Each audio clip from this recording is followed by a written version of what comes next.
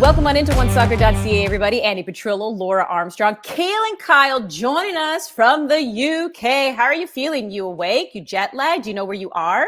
Yeah, no, I'm buzzing because it's actually sunny in England. So I sound as if I just woke up, and I actually just did wake up. I was like, no, that I was gonna try to play that off if I didn't. I did have a little bit of a power nap, so I'm fully prepped for this, but get a little bit of fish and chips tonight, and then I'll be good to go, right? So good. Yes, you're there covering Champions League. So working there, but hopefully you can get in some fun times as well, because London is an amazing city. Absolutely love it. But we got to pick your brain. Before you do anything else, we got to pick your brain here on OneSoccer.ca. So the Canadian women have, in fact, punched their ticket to the FIFA Under-20 World Cup. That'll be taking place later this summer. But they did end up losing to Mexico. So they didn't make it to the final, but we know the top three could qualify. So they had to move into another semifinal. They ended up beating Puerto Rico, so they finished as the third team. But let me ask you this, Kaylin. I mean, this is a team who, by big numbers, beating Cayman Islands, St. Kitts and Nevis. We know all this. But did you see this performance as job done? Or are there some concerns after they failed to reach the final for the third straight tournament? No, I think this tells the story that us three have been talking about since we've started this show. We don't have a domestic league. I mean, Laura's laughing because it's so frustrating. If this doesn't wake people up in Canada, our U20 team not being able to beat Mexico has nothing to do with the performance of these women, because they played good football. They played good soccer. They were scoring goals, defensively difficult to break down, midfield platforms, the movement on the ball, the amount of electric players that we have coming through our system, but nowhere to go. And it got proven when we did play Mexico. And it's because Mexico have these grassroots development. They have a professional league in their own backyard. They can go and watch these professional players, some of them playing in these professional environments, training in these professional environments. And that's what that showed me there today. You have two of CONCACAF's that finished first and second, obviously the US and Mexico, both have very strong domestic leagues now. In Canada, you're going to slowly start to see this. And I'm afraid to say it because I don't want to say it, but with our full team, if we don't get a domestic league, I think the qualification tournaments for us moving forward will start to get harder when we go and face someone like a Mexico. Yeah, it definitely makes you raise an eyebrow, that's for sure, because we have been having this conversation for quite some time. It was the three of us as well, even with the national team, when they had played those two games against Mexico, we had brought this up as well. When you go up against a team like that has a domestic league, the difference that you see there. But Laura, there's always going to be some naysayers, and you can always find examples and you can always find numbers that will support your argument. And there are some people who might turn to the men's game and say that the youth level, how they perform there, doesn't always translate to the senior level. I mean, we know once again the Canadian men didn't qualify for the Olympics, but we know they're well on their way qualifying for the World Cup. So, do you think we're overthinking results at the youth level? I do think that part of the reason Bev Priestman had some of these players even in this U20 environment rather than, for example, with the team at the Arnold Clark Cup is the fact that she wanted them to get this experience. She wanted to get them to have this experience of even losing at a World Cup level. And that's something that's valuable, right? So I don't think it's only going to be results. I certainly think that there is a lot more of a development factor at a U20 World Cup than there is at a Women's World Cup, for example, right? So you're definitely not looking at the results in the same way that you would look at, for example, the way you would analyze what happened with Canada in 2019. But I will say that this is a very critical age for this conversation about a development league. A lot of the players, not every single player from this U20 World Cup team is going to go and suddenly be part of the senior World Cup team, senior team. There's just not enough players. There's not enough turnover. So the thing is going to be, where do they play?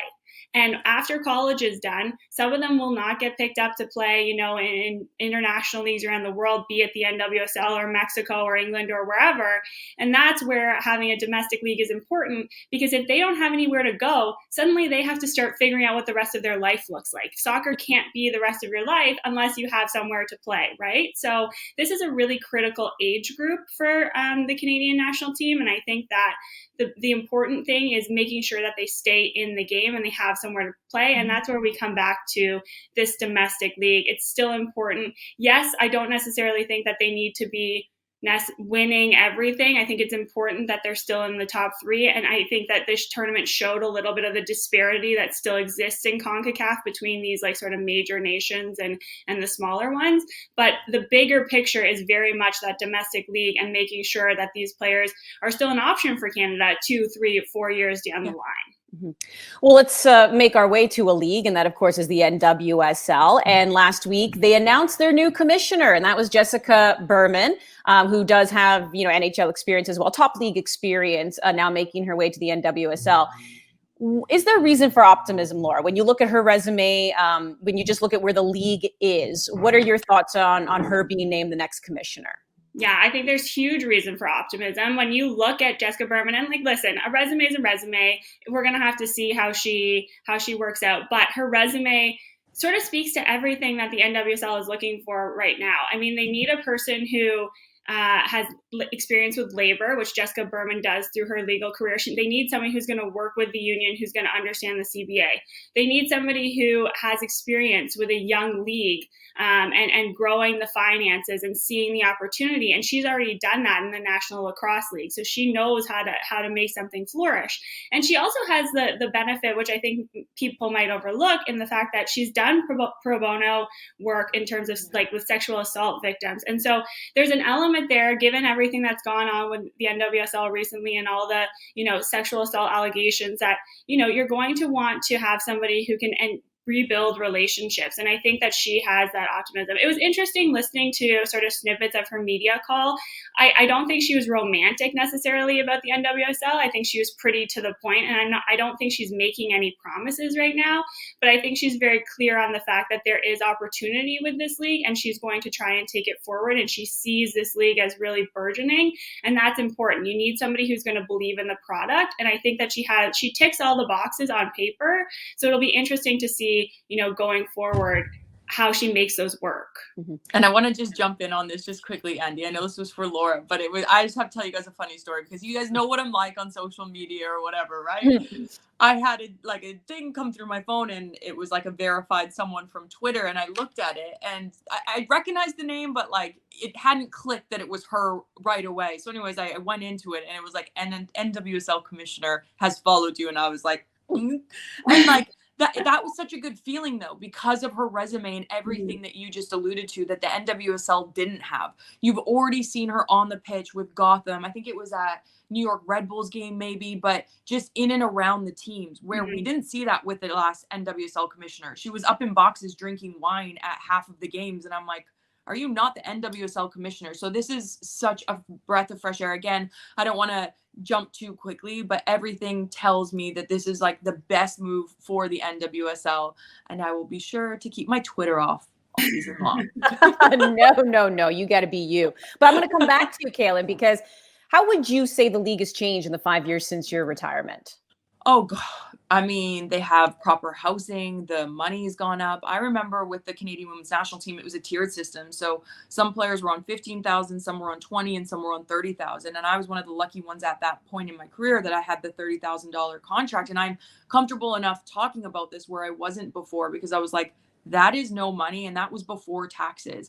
We were living in houses that had rats in them. We were living in houses where sometimes it didn't have heat in them. And that is why everyone's like, why did you get traded so much? And I'm like, because it was literally such an unenjoyable environment. I was sleeping in like a snowsuit in Boston in March because they wouldn't put oil into our house to heat it. So just situations like that in and around the NWSL. And it has completely changed. I think because the NWSL, there's a lot more eyeballs on it. You can't have owners that are just going to half-ass it or just put money in it. It was funny. I did an event yesterday, and one of the questions was, is Inter Miami going to get an NWSL team? And I just said, I would love for them too, but also you need ownership. And I think Inter Miami would be a great suitor for this.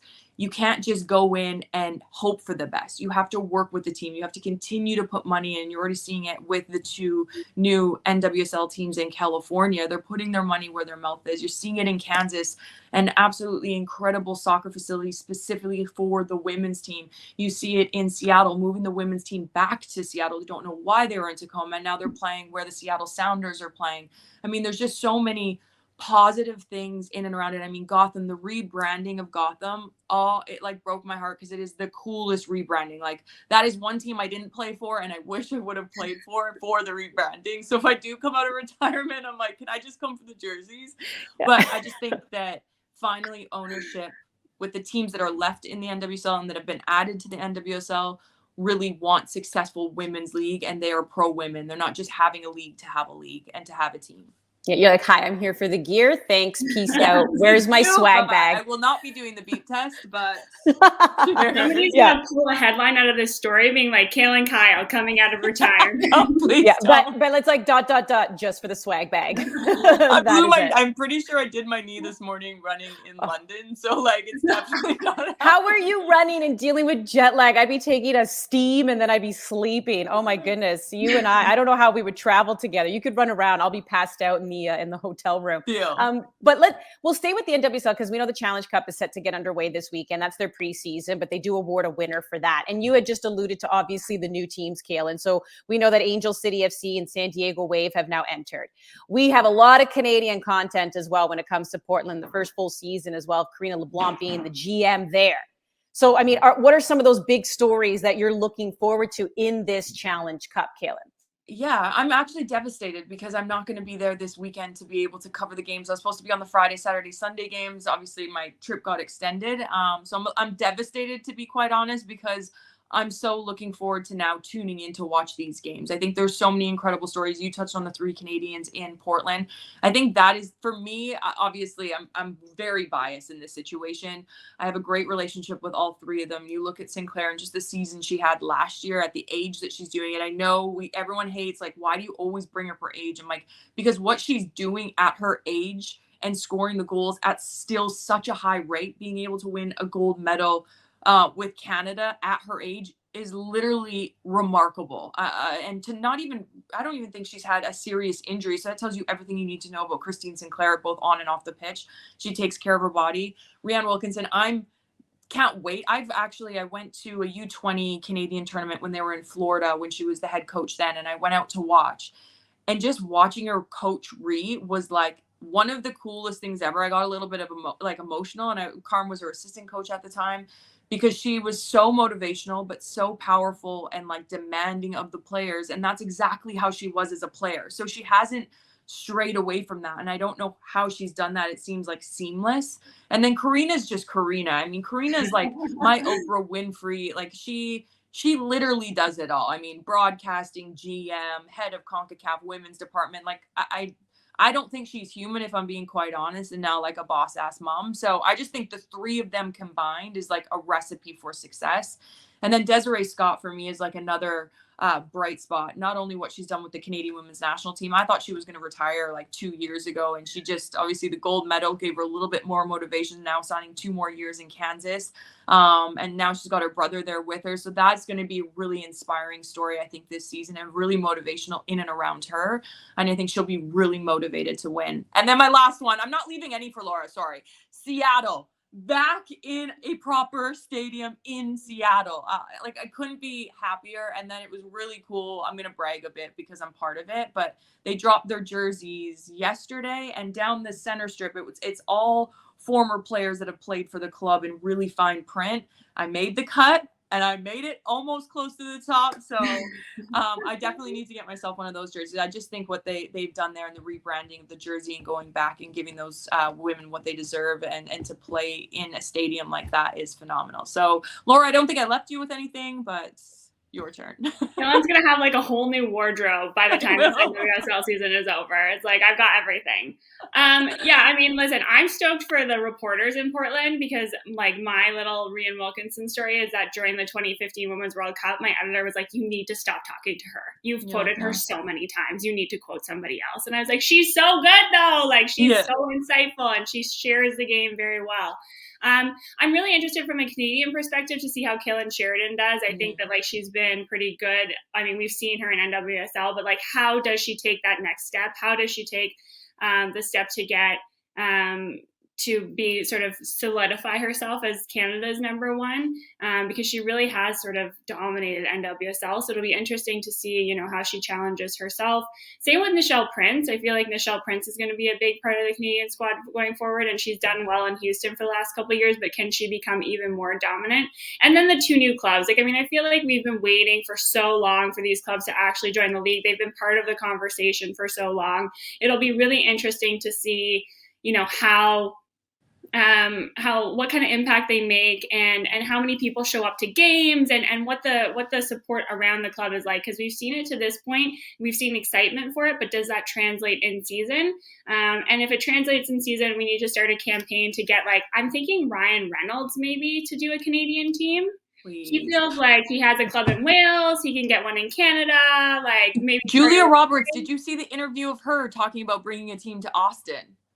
And said, watch out, Matthew McConaughey. I'm like dying for a women's team here. I was on my Twitter. I was like, what? Like, again, I want to come out of retirement to play for some of these ownership. Are you kidding me? Matthew, like, unreal. We need to get them to come on Canadian soil. That's for sure. Yeah, we do. That's what I'm saying. Ryan Reynolds, Vancouver. Drake, let's do it. Toronto. Maybe Ottawa. He, you know, used to be in Ottawa, lived in Ottawa. We can do it. We are starting a campaign right here on OneSoccer.ca.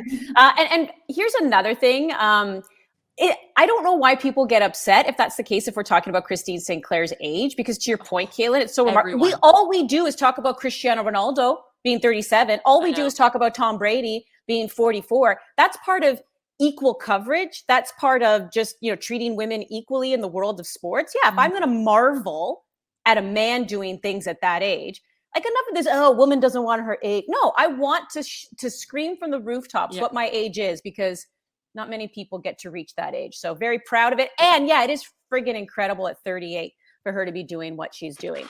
Speaking of incredible, there is something incredible going on. To all the naysayers as well, to your point of people maybe not being interested in women's sports. So already, you know, Angel City FC, it was revealed that they haven't even kicked a ball yet.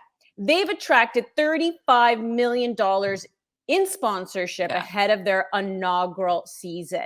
Laura, what are they doing right that they're becoming already this financial powerhouse in women's soccer? Well, they have a ton of very rich people that are involved. And I feel like every week we get like a new email that says all of these investors have joined. I think Christina Aguilera was on the last one. I'm pretty sure Serena Williams' daughter was on the last one. Like, I was like, what's happening here? But I think that more so they're creating a culture, they're creating a hype, right? They're making it more about like just the product on the field. It's like, we have cool gear, we do cool events. We're making it sort of the must see, must be at event. It's more of a culture. And when you have a ton of celebrities who I'm sure will be there, you know, on the first game and throughout the season, you're going to help that. But I think they've done interesting kind of marketing. You know, they've really used their social media tools well. They've really used the platform that all of these people, predominantly women, have to create hype about this team. But it definitely feels like it's going to be sort of a California event you have to be at. And that's what sells, particularly in that market. Yeah, it was interesting. Yesterday, at this event I was doing, there was a guy from he worked at FC Barcelona for 13 years, and I talked to him about the marketing and why the Barcelona women's team is so successful. He was like, it's almost a blessing and a curse at the same time, because you look at the thrashing, the 5-0 thrashing for them to lift the title to Real Madrid, that's supposed to be the team that is like, you know, that 1-1, 1-0 type of atmosphere. He was like, because Barcelona have put so much money into the women's side, they're so dominant, not only in Europe, but in its own league. And so I'll stick to its league. It's got to, or it needs to, force other teams in Spain to put more money into their women's program, or else it'll die out a little bit. The sweetness in and around that sweetheart team dies out. So I love that these two teams are pumping in so much money, bringing in big stars to get names on board. My only concern is there's two teams, I'm not going to say them, in the NWSL, where will that hurt them if they force other teams to put more money into their academies, into their players, signing bigger contract. Obviously, we just saw what happened with Washington, the $1 million contract there with Trinity Rodman. So I hope it pushes it in the right direction and it forces more teams to get on board and put more money in, like Kansas is doing with proper training facilities. I just hope it doesn't force any teams out, because I want to see this league grow. It was just a really interesting point that I'd never really thought of on the women's side when he had said it. And I was like, that's such a good point, because when I look at FC Barcelona, I'm like, that team is unbelievable, but you don't realize their extreme success in that league hurts other teams in that league because there's not enough money within those other teams. Well, I mean, this is just to bring in another sport, right? This has been the talk as to why the NHL even introduced like that cap, right? Because it's all about creating parity. Because when you start to see, which is nice, we love to see dynasties. We love to see teams, succeed. And we also know even in soccer, right, the fair play rule is because you're trying to create as much parity as possible. Because you're right, Kaylin, like when you have a certain ownership group that can pump so much money into one team, or let's just say there's a handful of teams, that could mean others are suffering. So there has to be a floor. Like the league has to implement a floor where this is where you have to spend. Yeah. And then there has to be a max sometimes too. And that's where you can create that kind of equal play when it comes to finances. Well, that's what they've done in the MLS so well. Like, again, you can talk about, there's no relegation in the MLS, but they've done that so well to grow the league and make it successful. I think this is the 26th year of the league. So again, you look at every year, it's almost a different team, whether it's the West Coast, the East Coast, who's top of the table. You have some of those teams where where they're gonna be higher up. Obviously, the Portlands, the Sounders. Now, I think you can throw New York City into that one as well. But it's so competitive. Genuinely, each week you don't know who is going to win. So I think that's one thing they've done well. But again, now that they're growing so rapidly, that's got to change, and ownership has to get on board with that. I mean, just having some of the max salary maybe pushed a little bit higher, but that's what happens when you do, like you said, put a floor, put a ceiling on, and then you can move that a little bit higher. So again, exactly. I love that point. All right, so I'm going to jump ahead a little bit here, because as we turn our attention a little bit to the men's game, I'm going to jump to Barcelona, because you brought it up, Kaylin, because we're going to have to make some comments here about PSG before our show wraps up here. My goodness, we've had such a great conversation. I can't believe we're already like 20 minutes in. But it was football, legend Xavi who said recently that the Barcelona men's team needs to start imitating the women's team. Just how dominant they were. Of course, as you mentioned, they won their third straight title. I mean, Laura, what do you make of, it's not just a man saying the men need to learn from the women. It's a footballing icon. What do you make of that? I mean, I make of it that I think we've talked a lot about Spain in this program for the last little while. Like, they're doing it right? And by doing it right, by implementing, professional women's soccer and leagues and domestic leagues, their teams are excelling, and Barcelona is excelling. And I think Barcelona has a culture of success on the pitch, and, the women's team are really sort of stepping up to that. And I also feel like, from his comments, he was talking about desire, he was talking about wanting. And I think that you can show that it shows that it's very, very important to these women, not just to wear the Barcelona crest and to be as good, and carry on tradition of being champions, but for women's soccer as well. So it's amazing to hear. Like, I mean, it's kind of one of those moments that, these things are said and you maybe don't think a lot about it as they're said. And then when you really do take that moment to think, this is a sign of how far women's soccer has come, right? When you're having a guy like Xavi say, the women's team is the team that we need to emulate, that's massive. And that means something. And just by saying that, he's going to get more people paying attention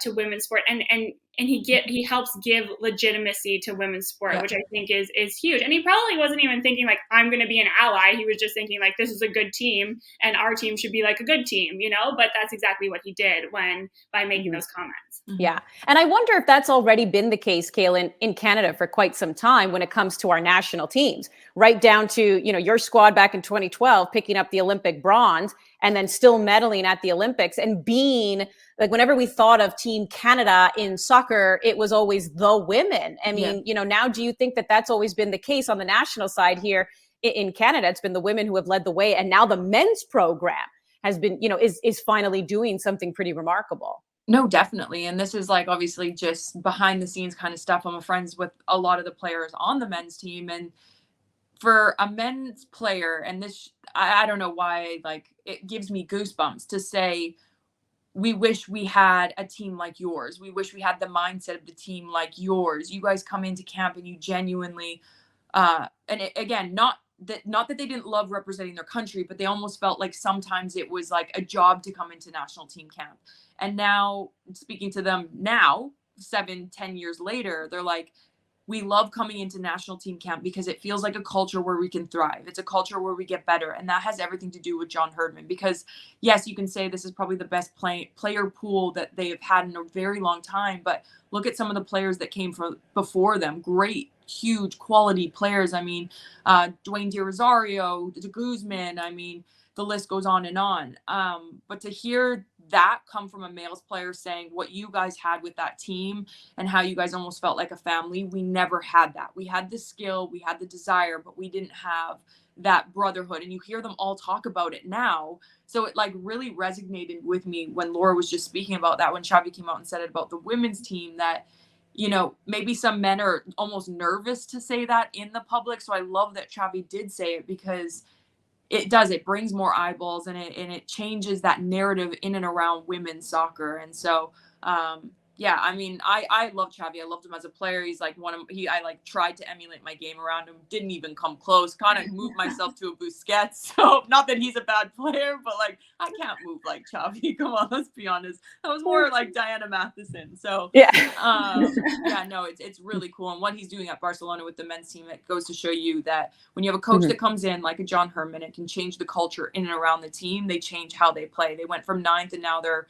pushing for a Champions League spot in second to Sevilla. So it's pretty cool what Barcelona's doing with both their men and female side. All right, we have like 4 minutes here, but I definitely want to get to this topic because I know the guys spoke about it on yesterday's show on OneSoccer.ca, but it's a topic that I feel needs to be explored by just about everyone, and that, of course, is PSG. We know they've exited Champions League. I mean, just again, it's so, you know, it's pathetic because of the press conference that they won, right? I mean, all these big signings, but you know, here's the thing: they go and they play in their league game, and Neymar and Messi are being booed every time they touch the ball. Kaylin, I can already see you shaking your head because I'm wondering, I mean, are fans right to boo players who were brought in to win this, you know, this tournament, which we know Champions League is so critical to success of clubs? Or are you just like, hey, Messi is off limits, given what he's accomplished in his career, don't you dare boo him? I don't think Messi is off limits. Now, I do think that the fans, I've never seen that in sport where a team is winning. Obviously, 3-0 against Bordeaux. You had Neymar on the score sheet, Paredes on the score sheet, Mbappe. No one's booing Mbappe, which is fine. Now, there were a lot of fans were saying it's a disgrace, like they should be booed. But like, I get if you're booing players of the magnitude, and I'm not trying to say Neymar and Messi are players that you can't be negative or critique. But I also think there's a respect limit within that as a fan. I mean, those are top players. So you cannot, as a professional athlete. So me and my husband almost got a divorce over this because we had a massive argument about it. I said it was an absolute disgrace that these fans are booing them at home at the Parc des Princes in their home stadium, legends of the game. Now, you look at Pochettino. For me, it's management because you have the best players in the world, but you look tactically of how they are playing. Yes, Mbappe is Mbappe, but you have Neymar that was injured for most of the season, which has been like a reoccurring conversation in and around him at PSG. You have Messi playing as a false 9. Then you have Messi coming over 6 months ago to a completely different country. He's only ever played at FC Barcelona. He's only ever played the Barcelona way. He doesn't know the style of the French league. That takes time to adapt to. You can ask any player in the world. It is very rare that a player comes over into a new league after they've spent the last 17 years at one club in one league to succeed. Now people are like, oh, Cristiano Ronaldo. Yeah, I get it. But they're all GOATs in their different ways. I'm not comparing the two.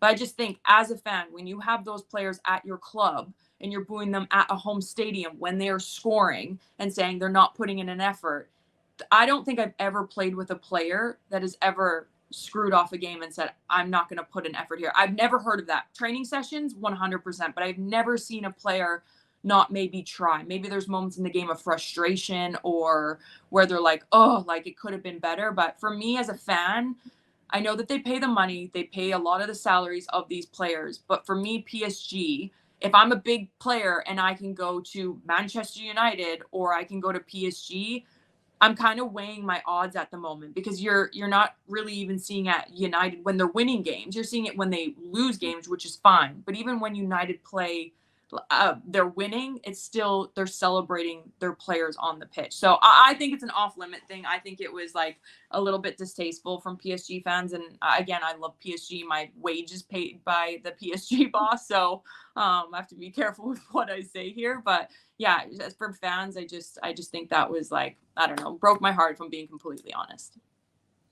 I feel like the propensity to be booed, though, is like, you know, you're going to be, if you're Messi, people hold you to a higher standard. So, I mean, then you just like, you get booed in weird and strange ways. I don't think it's right, but like nobody's going to boo Arsenal when they're winning because they're just so happy that's happening that you're just like not going to boo them. But like Messi, it's like you think he should be doing better for some reason. And I feel like that's when fans are very reactionary and they're entitled, right? Like they feel like, well, we have the best player in the world. We deserve this. That's what it is, Laura, because you look back to 94 and 95. That's the last time that they got to the Champions League final. And since then, they've been knocked out of the round of 16, the semifinal, obviously with Thomas Tuchel in the COVID year. So I think it was like a built up of emotions from the fans, and they took it out on one of the world's best players. For me, Messi, I'm like, why do I even want to play for a club like this? Like, this has been your problem since 1994 and 95 season. This isn't new since I've come 6 months ago. Sorry, Laura, for cutting you off. No, that's 100%. You're 100% right. But I think that you're right, though. They come in and I think they think of a player like Messi as a savior, and you've got a super team, so you're going to win. And it's like, you know, watch the NBA. That doesn't always happen. No. So it's definitely, I mean, you're shocked to see it. I was shocked to see it. Yeah. Right. Yeah. And you know what doesn't help is because inevitably Messi and Ronaldo will be compared. And when Ronaldo is just continuing to light it up, I mean, the guy gets the hat trick. He's now the all-time, you know, scorer in competitive matches. It doesn't help. No. When you're struggling, and you make good points, Kaylin, you could be a superstar, but it doesn't matter when you've never played a system and you've moved for the first time in your life. There is an adjustment period. But I will say Messi looks completely defeated. Yeah, he does. He looks broken. He does. He looks broken, but then it doesn't help that Ronaldo's like, I'm going to score. I'm going to score. I'm going to score. And you just see the two. And it exacerbates his situation. We could go on with this forever. I love it. We have like so many other topics that we wanted to get to. I need a drink now. I know. My husband got me worked up. My husband got me worked up 2 days ago. I know. It's 3:00 here now. So I was about to say, we're gonna wait. You know, you're a little bit later in the day there. We'll get to that obviously. It's 5 o'clock somewhere. It's totally fine. Let's just do it. Anyways, great stuff as always. Have fun covering Champions League, Kaylin, Laura. Always a pleasure talking to you every week. I'm Andy Petrillo. You've been watching OneSoccer.ca.